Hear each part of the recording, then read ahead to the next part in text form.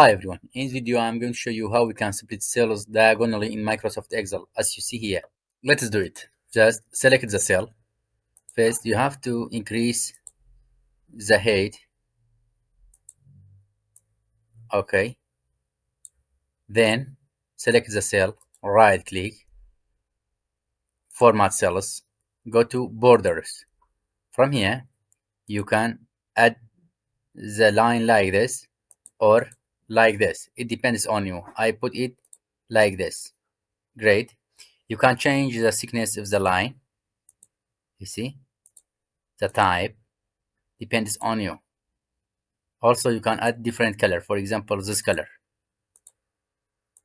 Okay, good. Now, just select the cell from here, add month, space, then Alt and Enter to add another line. For example, year. Let's check. Just enter. You see how it appears. It's not good. So I click here, then add space. Okay.